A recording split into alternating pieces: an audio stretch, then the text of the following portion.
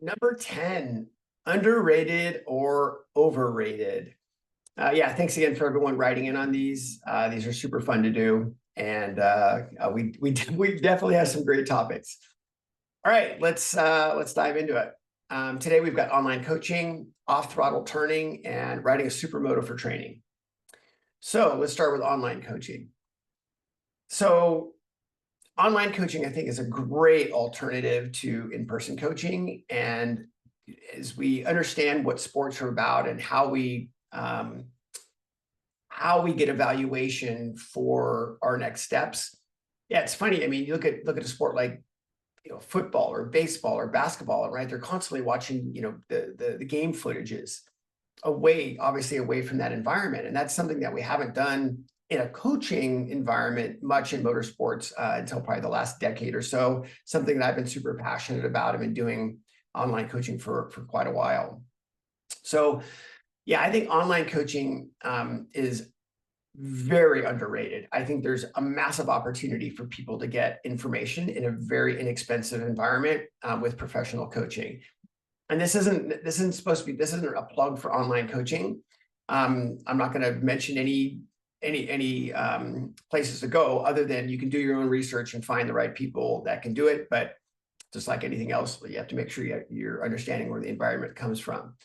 But yeah, I think there's massive resources with online coaching, and whether it's your individual needs, what's holding you back, your data evaluation, your video evaluation, or even if it's briefings or a post-track day or post-race briefing. What should I be looking at? Where are the reference points?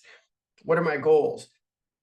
Or your post-weekend or post-track day, post-race, whatever it might be, debrief on how did it go. Very, very powerful tool with online coaching, and I think online coaching is extremely underrated. All right, off-throttle turning. This one, in my opinion, is very ambiguous, right? What is off-throttle turning? What does that mean? And this is another one of those terms that's used. It's generalized. So I should be off-throttle turning for everything, and no, that's not how it works. So I think if we define off-throttle turning for this talk, or this underrated, overrated, is being able to turn the motorcycle by rolling off the throttle at a specific time. And is it faster than, say, using the brakes? And I mean, the short answer is no, there's no way.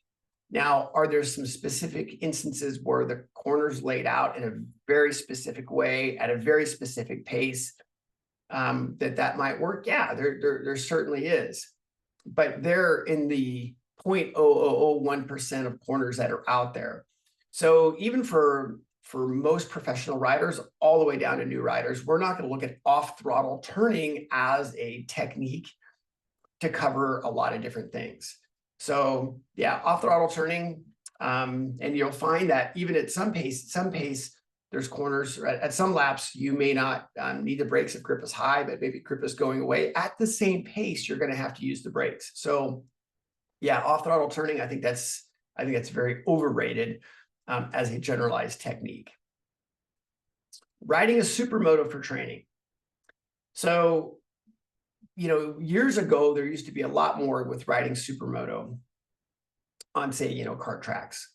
And yeah, I mean, riding a supermoto for training, I think, yeah, this is a little bit of a tough one, because I think riding, and especially in a kart track environment, is some of the best training that you can have.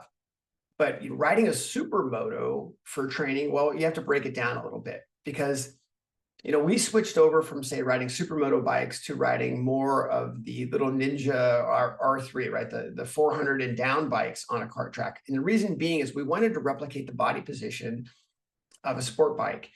And you'll find that riding a supermoto, I have found, people that I've worked with, is riding a supermoto for training honestly makes you lazy on the body side. And you're not feeling some of the same things that you would in a sport bike position. So, I mean, riding a supermoto at a kart track, is it great for throttles and brakes and eyes? It absolutely is amazing. But limits of those bikes are typically very, very high. They're super fast. So you can get away being pretty sloppy and having a really good lap time. I think a better way to do it is to be riding more on the Ninja bike. This is what we switched over literally 10 years ago. We've been riding more like the Ninja 300 R3s on kart tracks, and the 400s on kart tracks.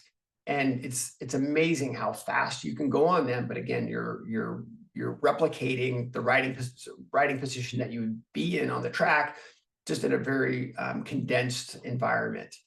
So yeah, I would say riding a supermoto for training is overrated. I think that you can get a lot done on other types of bikes and at a lower cost that actually are more of a complete picture. So there you go, underrated or overrated number 10.